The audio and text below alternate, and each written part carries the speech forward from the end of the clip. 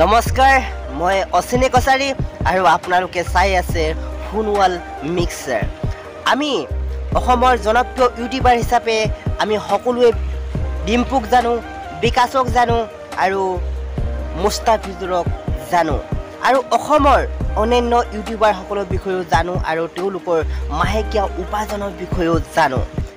কিন্তু আমি কিমানজনে জানো এইজন ইউটিউবাৰৰ বিষয়ে? আচৰিত হৈছে চাগে কাৰ কথা আজি ক'ব বিচাৰিছোঁ।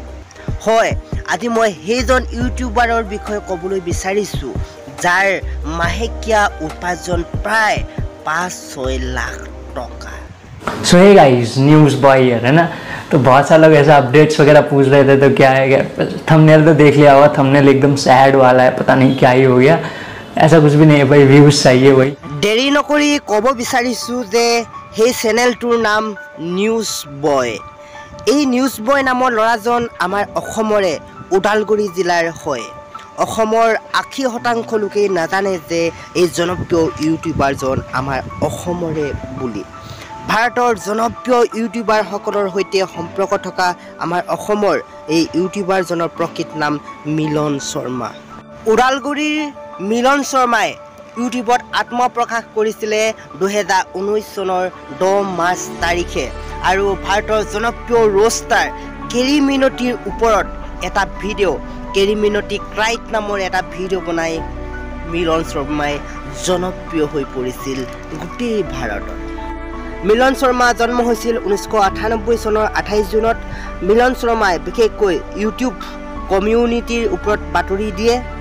মিলন শৰ্মাৰ শিক্ষাগত অৰ্হতা স্নাতক আৰু তেখেতৰ চেনেলটোত অৰ্থাৎ নিউজ বয় চেনেলটোত ছাবস্ক্ৰাইবাৰ সংখ্যা 1 মিলিয়ন হ'বলৈ গৈ আছে আৰু তেখেত অবিবাহিত আৰু থটি মানে ছোৱালীবিলাকক কৈছোঁ কোনোবাই অবিবাহিত বুলি মেছেজ কৰি নাথাকিবি।